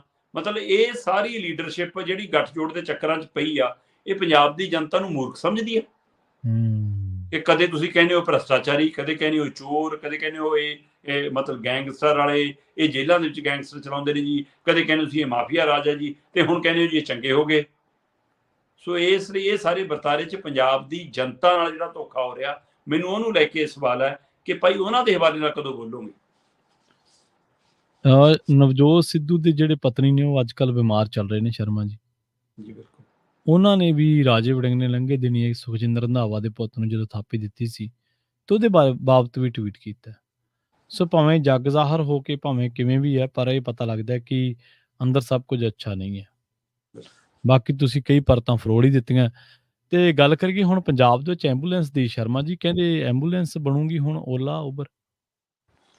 ਬਿਲਕੁਲ ਇੱਕ ਚੰਗੀ ਖਬਰ ਕਹਿ ਸਕਦੇ ਹਾਂ ਕਿ ਅਸਲ 'ਚ ਮੁੱਖ ਮੰਤਰੀ ਭਗਵੰਤ ਮਾਨ ਹੋਰਾਂ ਨੇ ਪਿਛਲੇ ਦਿਨੀ ਤੁਹਾਡੇ ਧਿਆਨ 'ਚ ਹੋਵੇ ਕਿ ਇੱਕ ਟਾਸਕ ਫੋਰਸ ਤੈਨਾਤ ਕਰਨ ਦੀ ਸ਼ੁਰੂਆਤ ਕੀਤੀ ਸੀ ਕਿ ਜਿਹੜੀ ਸਿਰਫ ਸੜਕ ਸੁਰੱਖਿਆ ਦਸਤਾ ਹੋਊਗਾ। ਉਹ ਸਿਰਫ ਸੜਕਾਂ ਦੇ ਉੱਤੇ ਜਿਹੜੇ ਹਾਦਸੇ ਹੁੰਦੇ ਨੇ, ਐਕਸੀਡੈਂਟ ਹੁੰਦੇ ਨੇ, ਉਹਨਾਂ ਨੂੰ ਰੋਕਣ ਦੇ ਲਈ ਉਹਨਾਂ ਦੇ ਤੁਰੰਤ ਉੱਥੇ ਪਹੁੰਚ ਕਰਕੇ ਹਰ 20 ਕਿਲੋਮੀਟਰ 30 ਕਿਲੋਮੀਟਰ ਦਾਇਰੇ ਦੇ ਵਿੱਚ ਇੱਕ ਟਾਸਕ ਫੋਰਸ ਦੀ ਗੱਡੀ ਤੈਨਾਤ ਰਹੇਗੀ। ਉਹਨਾਂ ਕੋਲ ਫਸਟ ਏਡ ਕਿੱਟ ਹੋਏਗੀ, ਐਂਬੂਲੈਂਸ ਦਾ ਪ੍ਰਬੰਧ ਹੋਏਗਾ, ਸਾਰਾ ਕੁਝ ਹੋਏਗਾ, ਤੇ ਫਾਇਰ ਬ੍ਰਿਗੇਡ ਦਾ ਤੁਰੰਤ ਪ੍ਰਬੰਧ ਹੋਏਗਾ। ਇਹ ਸਾਰਾ ਕੁਝ ਤੇ ਉਹਦੀ ਤੈਨਾਤੀ ਦੀ ਕਾਰਵਾਈ ਚੱਲ ਰਹੀ ਹੈ। ਇਹਦੇ ਵਿਚਾਲੇ ਇੱਕ ਚੰਗੀ ਖਬਰ ਇਹ ਆਉਂਦੀ ਆ ਕਿ ਬਕਾਇਦਾ ਤੌਰ ਤੇ ਪੰਜਾਬ ਦੇ ਅੰਦਰ ਜੇਕਰ ਕੋਈ ਰੱਬ ਨਾ ਕਰੇ ਸੜਕ ਹਾਦਸਾ ਵਾਪਰਦਾ ਤਾਂ ਉਸ ਨੂੰ ਜਿਹੜਾ ਬੰਦਾ ਹਸਪਤਾਲ ਪਹੁੰਚਾਊਗਾ ਉਸ ਨੂੰ ਰੱਤਾ ਵੀ ਤੰਗ ਪਰੇਸ਼ਾਨ ਨਹੀਂ ਕੀਤਾ ਜਾਊਗਾ।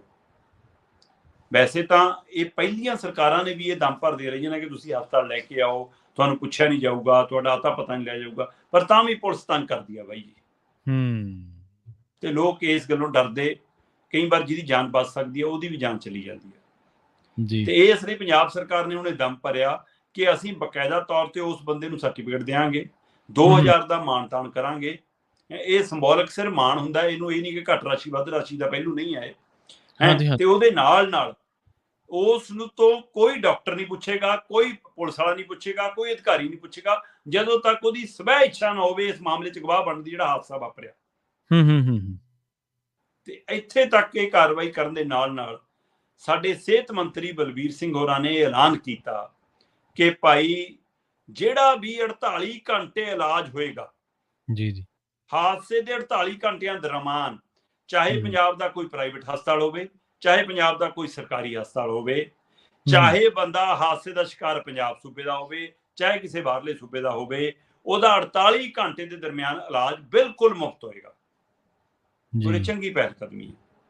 ਇਹ ਸਭ ਦੇ ਦਰਮਿਆਨ ਉਹਨਾਂ ਨੇ ਇਸ ਗੱਲ ਦਾ ਚੇਚਾ ਜ਼ਿਕਰ ਕੀਤਾ ਕਿ ਸਭ ਤੋਂ ਪਹਿਲਾਂ ਅਸੀਂ ਅਪੀਲ ਕਰਦੇ ਹਾਂ, ਅਸੀਂ ਟਾਸਕ ਫੋਰਸ ਤੈਨਾਤ ਕਰ ਰਹੇ ਹਾਂ।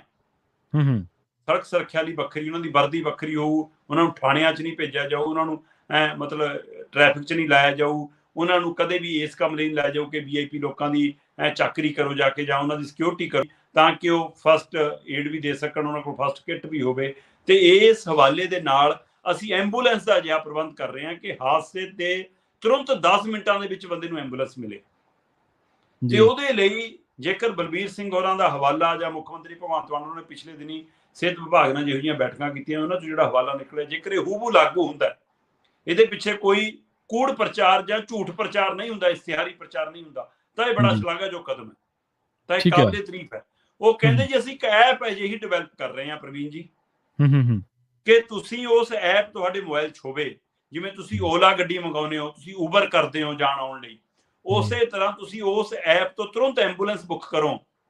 ਕੋਈ ਪੇਮੈਂਟ ਨਹੀਂ, ਕੋਈ ਕੁਛ ਨਹੀਂ, ਕੋਈ ਪੈਸੇ ਦਾ ਹਿਸਾਬ ਨਹੀਂ, ਤੇ ਜਿਹੜੀ ਤੁਹਾਡੇ ਉਸ ਦਾਇਰੇ ਦੇ ਨੇੜੇ ਤੇੜੇ ਐਂਬੂਲੈਂਸ ਹੋਏਗੀ ਉਹ ਤੁਰੰਤ ਉਸ ਨੂੰ ਪਿਕ ਕਰੇਗੀ ਤੇ 10 ਮਿੰਟ 'ਚ ਤੁਹਾਡੇ ਕੋਲ ਪਹੁੰਚੇਗੀ।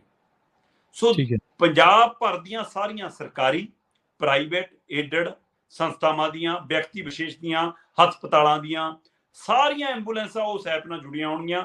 ਜਿਹੜੀਆਂ ਵੀ ਨੇੜਲੀਆਂ ਐਂਬੂਲੈਂਸਾਂ ਹੋਣਗੀਆਂ ਉਹ ਆਨਲਾਈਨ ਵਿਭਾਗ ਨੂੰ ਵੀ ਜਾਣਕਾਰੀ ਮਿਲਦੀ ਰਹੂਗੀ ਕਿ ਇਹ ਬੇਲੀ ਖੜੀ ਸੀ, ਇਹਨੇ ਜਾਣ ਕੇ ਨਹੀਂ ਚੁੱਕਿਆ, ਇਹ 5 ਕਿਲੋਮੀਟਰ ਦੇ ਦਾਇਰੇ ਸੀ, 8 ਕਿਲੋਮੀਟਰ ਵਾਲੇ ਨੇ ਕਿਉਂ ਚੁੱਕਿਆ, ਪਹਿਲਾਂ ਇਹਨੂੰ ਚੁੱਕਣਾ ਬਣਦਾ ਸੀ। ਸੋ ਇਸ ਲਈ ਇਸ ਹਵਾਲੇ ਨਾਲ ਇੱਕ ਚੰਗੀ ਪਹਿਲ ਕਦਮੀ ਹੈ। ਜੇਕਰ ਓਲਾ ਉਬਰ ਵਾਂਗ ਐਂਬੂਲੈਂਸ ਮਿਲਣ ਲੱਗਦੀ ਆ, ਔਰ ਜਿੱਥੇ ਸਰਕਾਰ ਦੀ ਇਹ ਕੋਸ਼ਿਸ਼ ਆ ਉੱਥੇ ਕੁਝ ਕੋਸ਼ਿਸ਼ਾਂ ਸਾਡੇ ਰਾਹ ਚੱਲਦੇ ਲੋਕਾਂ ਨੂੰ ਵੀ ਕਰਨ ਦੀ ਲੋੜ ਆ। ਅਸੀਂ ਅਜੇ ਵੀ ਐਂਬੂਲੈਂਸ ਨੂੰ ਰਾਹ ਛੱਡਣਾ ਸਾਨੂੰ ਨਹੀਂ ਆਇਆ। ਕਈ ਵਾਰ ਅਸੀਂ ਇਸ ਗੱਲੋਂ ਔਖੇ ਹੋ ਜਾਂਦੇ, ਲੈ ਖਾਲੀ ਜਾਂਦਾ ਹੂਟਰ ਮਾਰਦਾ, ਖਾਲੀ ਜਾਂਦਾ ਹੂਟਰ ਮਾਰਦਾ ਦਾ ਮਤਲਬ ਇਹ ਥੋੜਾ ਕਿ ਉਹ ਘੁੰਮਣ ਚੱਲਿਆ, ਉਹ ਕਿਸੇ ਨੂੰ ਲੈਣ ਵੀ ਤਾਂ ਚੱਲਿਆ ਹੋ ਸਕਦਾ। ਬਿਲਕੁਲ ਜੇ ਜ਼ਰੂਰੀ ਕਿਤੇ ਥੋੜਾ ਹਾਦਸਾ ਮੈਨੂੰ। ਵਾਪਰਦਾ ਉੱਥੇ ਤਾਂ ਪਹਿਲਾਂ ਖਾਲੀ ਹੋ ਜਾਊਗੀ ਐਂਬੂਲੈਂਸ, ਭਰ ਕੇ ਥੋੜਾ ਜਾਊਗੀ।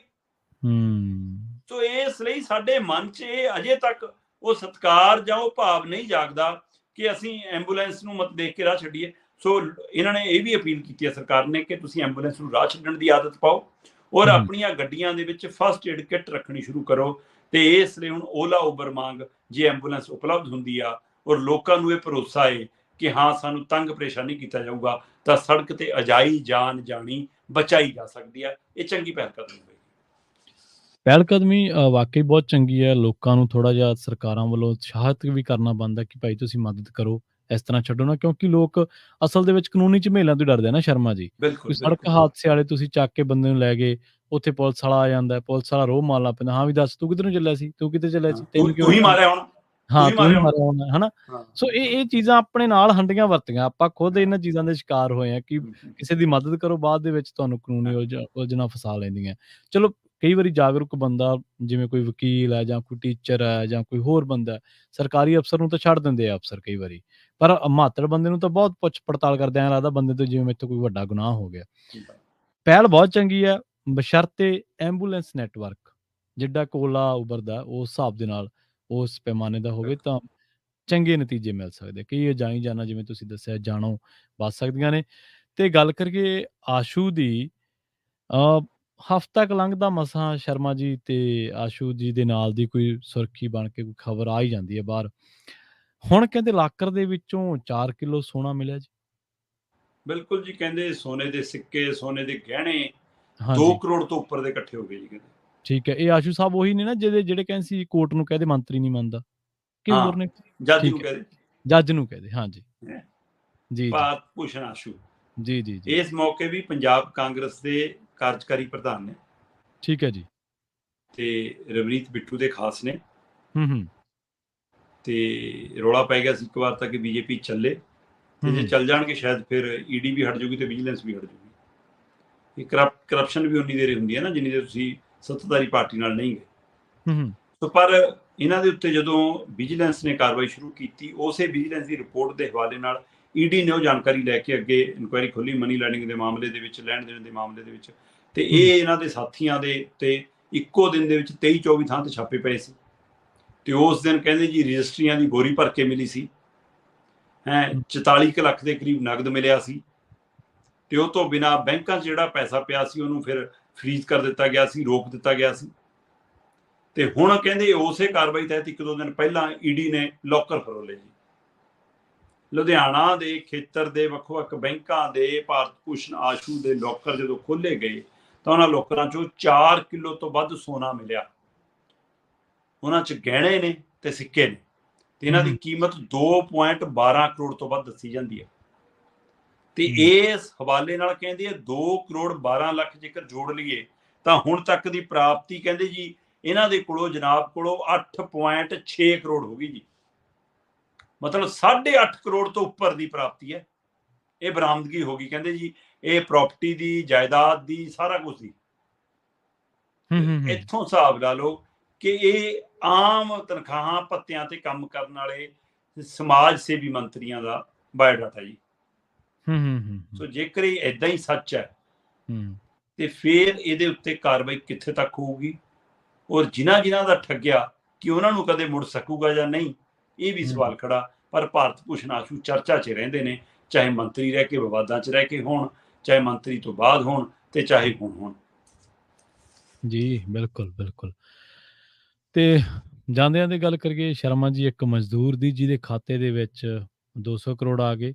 ਵੈਸੇ ਤਾਂ ਕਈ ਵਾਰੀ ਆਪਾਂ ਦੇਖਦੇ ਹਾਂ ਕਿ ਬੈਂਕ ਵਾਲੇ ਉਲਟਾ ਪੁੱਛਣ ਲੱਗ ਪੈਂਦੇ, ਹਾਂ ਵੀ ਤੈਨੂੰ ਕਿਵੇਂ ਪਤਾ ਲੱਗਿਆ, ਤੂੰ ਕਿਵੇਂ ਹੁਣ ਪੈਸੇ ਤੈਨੂੰ ਐਂ ਨਹੀਂ ਕਢਾ ਸਕਦਾ, ਇਹ ਹੈ ਉਹ ਆ। ਇਹਨੂੰ ਵਿਚਾਰੇ ਨੂੰ ਮਿਲ ਗਏ ਜਾਂ ਫਿਰ ਵਾਪਸ ਚਲੇ ਗਏ ਜੀ ਜਿੱਥੋਂ ਆਏ ਸੀ? 200 ਕਰੋੜ ਕੀ ਆ ਗਏ ਜੀ, ਉਹਦੇ ਲਈ ਤਾਂ ਮੁਸੀਬਤ ਆ ਗਈ ਜੀ। ਦੇਖੋ ਤੁਸੀਂ, ਇੱਕ ਮਾਫ਼ ਕਰਨਾ ਮੈਂ ਤੁਹਾਡੀ ਗੱਲ ਰੋਕਤੀ। ਮਾਤੜ ਬੰਦੇ ਲਈ ਦੇਖੋ ਕਿੱਡੀ ਸਿਤਮ ਜ਼ਰੀਫੀ ਹੈ ਨਾ, ਕਿ ਪੈਸਾ ਹੈਗਾ ਤਾਂ ਵੀ ਮਤਲਬ ਉਹਦੇ ਲਈ ਬਿਪਤਾ, ਤੇ ਜੇ ਨਹੀਂ ਤਾਂ ਉਹ ਤਾਂ ਉਸ ਤੋਂ ਵੱਡੀ ਬਿਪਤਾ। ਬਿਲਕੁਲ ਪ੍ਰਵੀਨ ਜੀ, ਕਿਸੇ ਲੀਡਰ ਦੇ ਖਾਤੇ 'ਚ ਆ ਜਾਣ, ਕਿਸੇ ਪੁਲਿਸ ਵਾਲੇ ਦੇ ਖਾਤੇ 'ਚ ਆ ਜਾਣ, ਹੈ ਨਾ, ਕਿਸੇ ਬੜੇ ਘਰਾਣੇ ਦੇ ਖਾਤੇ 'ਚ ਆ ਜਾਣ, ਤਾਂ ਬੈਂਕ ਨਾ ਪੁੱਛੇ ਨਾ ਕੁਛ, ਘਰੇ ਜਾ ਕੇ ਉਲਟਾ ਪੇਮੈਂਟ ਕਰਨ ਜਾਣਗੇ। ਬਿਲਕੁਲ।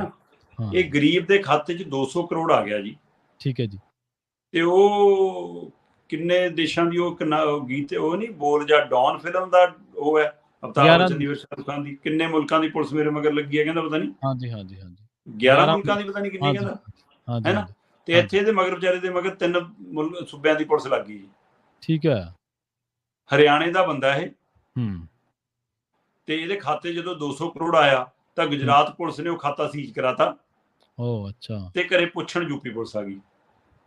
ਜੀ, ਤੁਸੀਂ ਇਹ ਦੇਖੋ, ਹੂੰ, ਚਰਖੀ ਦਾਦਰੀ ਦਾ ਖੇਤਰ ਹੈ ਜੀ, ਚਰਖੀ ਦਾਦਰੀ ਦੇ ਖੇਤਰ ਦਾ ਪਿੰਡ ਬਰੇਲਾ ਪਿੰਡ ਦਾ 8ਵੀਂ ਫੇਲ ਵਿਕਰਮ ਨਾਂ ਦਾ ਮੁੰਡਾ, ਅੱਛਾ, ਬੜੀ ਛੋਟੀ ਜਿਹੀ ਉਮਰ ਦਾ ਮੁੰਡਾ, ਜੀ, ਤੇ ਉਹ ਦਿਹਾੜੀ ਮਜ਼ਦੂਰੀ ਕਰਦਾ, ਠੀਕ ਹੈ, ਤੇ ਪਿਛਲੇ ਦਿਨੀ ਉਹਦੇ ਘਰੇ 2 ਤਰੀਕ ਨੂੰ ਯੂਪੀ ਪੁਲਿਸ ਆਉਂਦੀ ਆ ਜੀ, ਤੇ ਕਹਿੰਦੇ ਦੱਸ ਵੀ ਕਿਹੜਾ ਧੰਦਾ ਕਰਦਾ ਤੂੰ, ਹਾਂ, ਕਾਹਦੇ ਲਈ ਆਏ ਨੇ ਤੇਰੇ ਕੋਲ ਪੈਸੇ, ਕੀ ਕਰਨਾ ਚਾਹੁੰਦਾ, 200 ਕਰੋੜ। ਹੂੰ, ਉਹ ਕਹਿੰਦਾ ਜੀ 200 ਕਰੋੜ। ਹੂੰ, ਉਹ ਕਹਿੰਦੇ ਹਾਂ ਤੇਰੇ ਖਾਤੇ 'ਚ ਨੇ।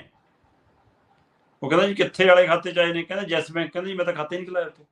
ਹੂੰ, ਯੂਪੀ ਪੁਲਿਸ ਉਹਨੂੰ ਚੱਕਣ ਤੱਕ ਜਾਂਦੀ ਆ, ਠੀਕ ਹੈ, ਤੇ ਕਹਿੰਦੇ ਜੀ ਲੋਕਲ ਪੁਲਿਸ ਨਾਲ ਨਹੀਂ ਸੀ, ਹੂੰ, ਤੇ ਲੋਕਲ ਪੁਲਿਸ ਕਹਿੰਦੀ ਸਾਨੂੰ ਇਤਲਾਹ ਵੀ ਨਹੀਂ ਦਿੱਤੀ ਗਈ। ਹੂੰ, ਤੇ ਹੁਣ ਇਹ ਵੀ ਰੌਲਾ ਪੈ ਰਿਹਾ ਕਿ ਕੀ ਯੂਪੀ ਪੁਲਿਸ ਅਸਲੀ ਸੀ ਕਿ ਨਕਲੀ ਸੀ। ਜੀ, ਕਿਤੇ ਕੋਈ ਕਢਾਉਣ ਤਾਂ ਨਹੀਂ ਆ ਗਏ ਕਿ ਸ਼ਾਇਦ ਅਸੀਂ ਕਢਾ ਕੇ ਲੈ ਜਾਈਏ, ਬਾਅਦ ਚੋਂ ਪਤਾ ਲੱਗਾ ਕਿ ਨਹੀਂ, ਗੁਜਰਾਤ ਪੁਲਿਸ ਨੇ ਰੋਕ ਲਵਾਤੀ ਇਸ ਲਈ ਭੱਜੇ ਹੁਣ। ਪਰ ਉਹ ਕਹਿੰਦੇ ਉਹਨੂੰ ਲਿਜਾਣਾ ਚਾਹੁੰਦੇ ਸੀ, ਪਿੰਡ ਸਾਰਾ ਇਕੱਠਾ ਹੋ ਗਿਆ। ਠੀਕ ਹੈ, ਪਿੰਡ ਵਾਲੇ ਕਹਿੰਦੇ ਲਿਜਾ ਤਾਂ ਨਹੀਂ ਸਕਦੇ ਤੁਸੀਂ ਇਹਨੂੰ ਮੁੰਡੇ ਨੂੰ, ਹੂੰ, ਕਿ 200 ਕਰੋੜ ਵਾਲੀ ਤੁਹਾਨੂੰ ਸ਼ਕਲ, ਰਹਿਣ, ਖਾਣ ਪੀਣ ਦਿਖਦਾ ਇਹਦਾ। ਹੂੰ, ਤੇ ਉਸ ਤੋਂ ਬਾਅਦ ਕਹਿੰਦੇ ਜੀ ਉਹਨਾਂ ਨੇ ਉਸੇ ਯੂਪੀ ਪੁਲਿਸ ਤੋਂ ਖਾਤਾ ਨੰਬਰ ਲਿਆ ਫਿਰ, ਠੀਕ ਹੈ, ਤੇ ਉਹ ਮੁੰਡੇ ਦੇ ਚਾਚੇ ਦਾ ਮੁੰਡਾ ਜਿਹੜਾ ਥੋੜਾ ਬਹੁਤ ਪੜ੍ਹਿਆ ਲਿਖਿਆ, ਫਿਰ ਉਹ ਦੱਸਦਾ ਕਿ ਅਸੀਂ ਇਹਨੂੰ ਨਾਲ ਲੈ ਕੇ ਫਿਰ ਯੈਸ ਬੈਂਕ ਗਏ। ਠੀਕ ਹੈ ਜੀ, ਯੈਸ ਬੈਂਕ ਤੋਂ ਅਸੀਂ ਉਹ ਖਾਤਾ ਦੱਸਿਆ, ਉਹ ਖਾਤਾ ਹੂੰ, ਇਸੇ ਮੁੰਡੇ ਦੇ ਨਾਂ ਤੇ ਬੋਲਦਾ, ਵਿਕਰਮ ਦੇ, ਹਾਂਜੀ, ਤੇ ਉਹਦੇ ਵਿੱਚ ਬਿਲਕੁਲ 200 ਕਰੋੜ ਆਇਆ। ਹੂੰ, ਤੇ ਬੈਂਕ ਵਾਲਿਆਂ ਨੇ ਦੱਸਿਆ ਕਿ ਗੁਜਰਾਤ ਪੁਲਿਸ ਦੀ ਸ਼ਿਕਾਇਤ ਦੇ ਆਧਾਰ ਤੇ ਹੈੱਡ ਬ੍ਰਾਂਚ ਤੋਂ ਤੁਹਾਡੇ ਪੈਸੇ ਰੋਕੇ ਹੋਏ ਨੇ, ਠੀਕ ਹੈ, ਨਾ ਹੀ ਕਿਸੇ ਪਾਸੇ ਸ਼ਿਫਟ ਹੋ ਸਕਦੇ ਨੇ, ਨਾ ਹੀ ਨਿਕਲ ਸਕਦੇ ਨੇ। ਹੂੰ, ਫਿਰ ਉਹ ਮੁੰਡੇ ਦਾ ਮਤਲਬ ਕਿ ਦਿਮਾਗ ਖੜਕਦਾ, ਉਹ ਕਹਿੰਦਾ ਕਿ ਮੈਂ ਕੁਝ ਦਿਨ ਪਹਿਲਾਂ, ਕੁਝ ਮਹੀਨੇ ਪਹਿਲਾਂ ਇੱਕ ਕੰਪਨੀ 'ਚ ਨੌਕਰੀ ਲਈ ਗਿਆ ਸੀ, ਠੀਕ ਹੈ, ਤੇ ਮੈਂ ਉੱਥੇ ਕੁਝ ਦਿਨ ਦੀ ਨੌਕਰੀ ਕੀਤੀ, ਹੂੰ, ਤੇ ਜਦੋਂ ਨੌਕਰੀ ਕੀਤੀ ਤਾਂ ਉਹਨਾਂ ਨੇ ਮੇਰਾ ਕਹਿੰਦੇ ਜੀ ਤੇਰਾ ਯੈਸ ਬੈਂਕ 'ਚ ਖਾਤਾ ਖੁਲਾਉਣਾ ਹੈ, ਆਪਣਾ ਆਧਾਰ ਕਾਰਡ, ਆਪਣਾ ਪੈਨ ਕਾਰਡ, ਆਪਣੀ ਸਾਰੀ ਜਾਣਕਾਰੀ ਦੇ, ਕਹਿੰਦਾ ਮੇਰੇ ਤੋਂ ਲੈ ਲਿਆ।